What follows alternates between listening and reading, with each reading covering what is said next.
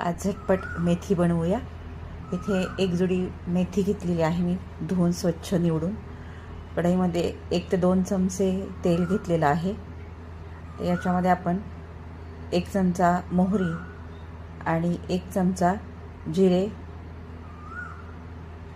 तेल गरम झाल्यानंतर टाकूया आणि 1 चमचा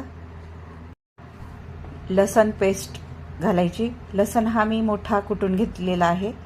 भाजीमध्ये तो दाताखाली आल्यावर खाताना छान लागतो। आणि हे 1 चमचा लाल तिखट आणि पाव चमचा हळद घातलेली आहे।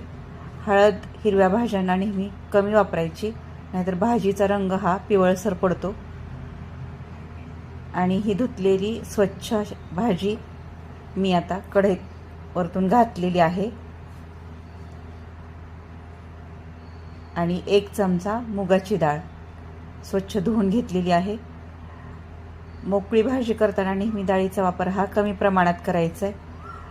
आपल्याकडून डाळ जर जास्त झाली तर भाजीची जी मूळ चव असते ती निघून जाते।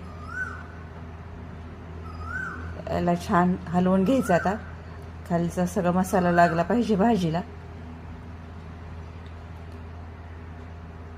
आणि चवीप्रमाणे मीठ घातलेलं आहे।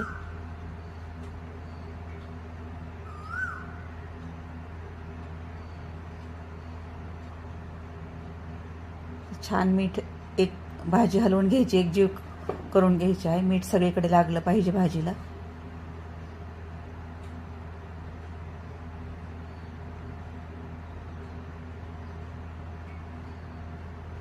मोकळी भाजी करताना शक्यतो मीठ हे थोडंसं उशिराच घालायचं, कारण आपण सुरुवातीला घातलं तर मिठाचा अंदाज हा चुकू शकतो आपल्याकडून। आता ही थोड्या वेळ अशीच अर्धवट झाकायची आहे।